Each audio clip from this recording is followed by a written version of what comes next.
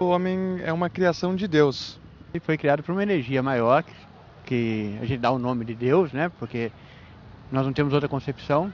Eu creio muito em Deus e eu acho que veio sim da criação divina. O ser humano veio do pó. A força superior, para mim, eu chamo de Deus. Eu acho que a gente veio dos macacos, né? Porque já encontram ossos assim das pessoas, dos antepassados, tudo. E eu não acredito muito nesse negócio de Adão e Eva, assim, não. É divina, né? Que veio de Deus. Para os cientistas, é dos macacos, né? O homem é descendente de Deus, porque se fosse do macaco, não tem muito macaco ainda. Por que não nasce nenhum ser humano do macaco hoje? O homem, como todos os seres, tá tudo no meio de uma grande energia. Do pó da terra, né? E ao pó da terra voltarás. Então eu acho que é uma criação de Deus, não a origem do macaco. Olá, amigo, que bom que você voltou. Estamos juntos mais uma vez. Eu fico feliz, você já aprendeu algumas coisas importantes aí a respeito da criação. Tenho certeza que isso trouxe calma, alegria, felicidade ao seu coração. Não é bom sabermos que nós temos a nossa origem em macacos, em símios? É tão bom percebermos que a palavra de Deus nos mostra a verdade da origem de tudo isso. Sabe, algumas pessoas tentam dizer para o mundo inteiro que a teoria da evolução, baseada na teoria de Charles Darwin, é ciência. E a gente sabe que não é. Na verdade, é uma grande teoria, mas não passa disso. É só você perceber que a teoria da evolução vai contra a própria ciência, em alguns aspectos muito importantes. Por exemplo, quando você estudava no ensino médio, você descobriu o princípio da vida, o princípio de Lavoisier, que diz que vida provém de vida. Isso é ciência. Tudo o que nós conhecemos diz isso. Nada inanimado passa a ser animado. Nenhum objeto sem vida passa a ter vida. A vida é assim. E Lavoisier percebeu, vida provém de vida. Mas o que dizem os evolucionistas? Eles olham para você e para mim e dizem que de uma explosão surgiu vida. Ora, nenhuma explosão foi feita e passou dali a existir vida. Nós nunca podemos observar, experimentar e repetir, porque ciência é isso. Para você detectar uma verdade científica, você precisa observar, repetir, experimentar e aí então, com essas informações, você declara uma verdade científica. A evolução é apenas uma teoria. Você sabe disso por quê? Porque nunca foi feita uma explosão e dali surgiu vida. Você pode pegar qualquer objeto, em qualquer temperatura, em qualquer pressão e nunca aquilo se transformará em vida.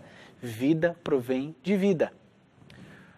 Outra lei científica que a evolução desconsidera é a segunda lei da termodinâmica, a entropia. Querido, todas as coisas, elas tendem a estar de um processo organizado para desorganizado, de complexo para simples. O que é isso? É o processo de envelhecimento das coisas. Eu tenho certeza que você nunca viu uma tinta de parede que era velha e foi ficando nova, ou de um carro velho que foi ficando novo. O processo é o inverso. As coisas são novas e elas vão se deteriorando. Então, a vida aqui na Terra, ela vive num processo de evolução. As coisas elas vão de um estado complexo para o simples, do organizado para o desorganizado. E o que é a evolução? A evolução é o oposto disso. A evolução é de um processo simples e para um processo complexo, de um processo desorganizado para um processo organizado. Então você percebe que, mais uma vez, a teoria da evolução vai contra aquilo que a ciência diz. Último exemplo, só para a gente esclarecer algumas coisas e você perceber que aqueles que creem na origem da vida dessa terra através da criação não calcam a sua fé apenas em um achismo, mas também na exclusão da teoria da evolução. Sabe, nós temos outro princípio da biologia que diz que espécies semelhantes produzem espécies semelhantes. Ou seja, um gato com uma gata vai dar gatinho, sempre. Você não pode esperar que um gato com uma gata produza uma borboleta. Porque espécies semelhantes, amigo, produzem espécies semelhantes. Isso ficou claro? O que a teoria da evolução diz para você e para mim? Simplesmente diz que num processo evolutivo o macaco foi se transformando em ser humano.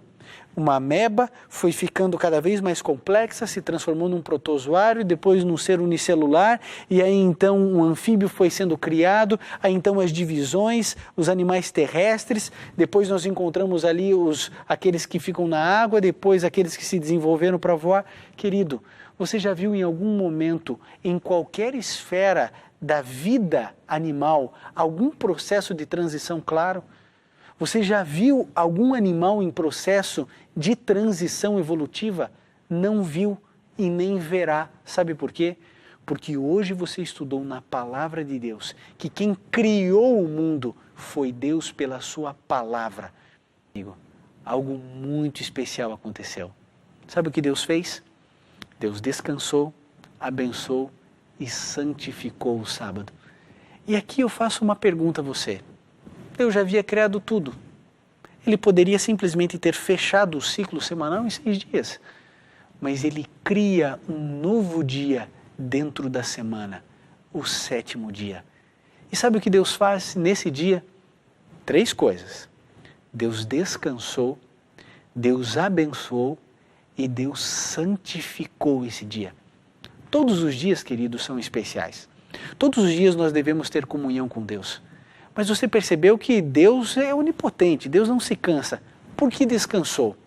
Para dar o exemplo. Deus santificou, Deus colocou uma bênção especial sobre esse dia. E olha, querido, de algo muito especial que eu e você precisamos aprender em todo o estudo da Palavra de Deus, talvez seja importante você refletir sobre o 7º dia da criação. Vale a pena você começar a perceber algumas coisas importantes.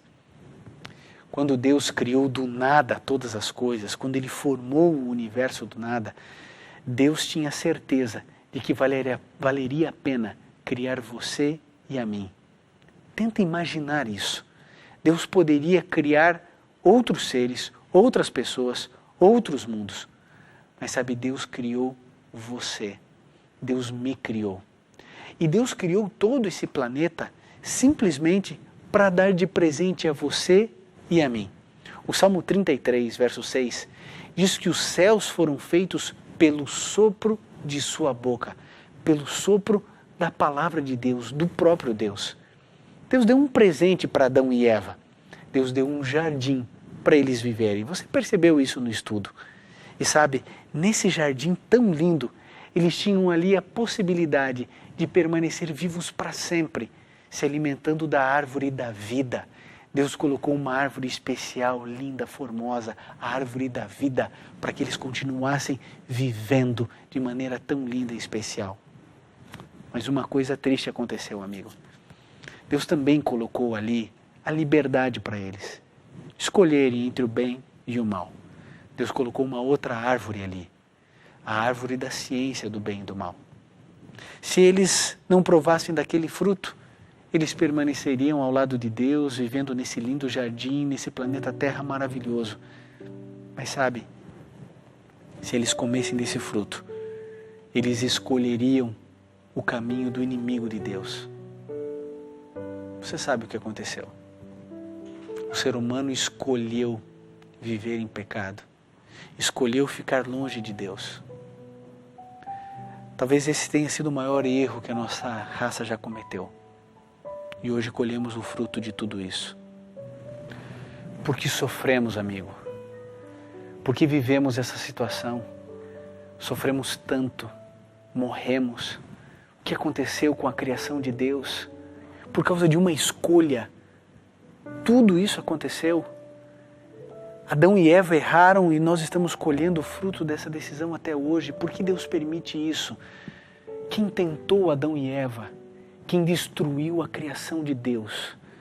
É isso que estaremos aprendendo na próxima semana. Você já ouviu falar no diabo, em Satanás?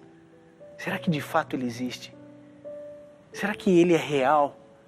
O que a Bíblia fala sobre isso? A origem do mal, contrária à vontade de Deus.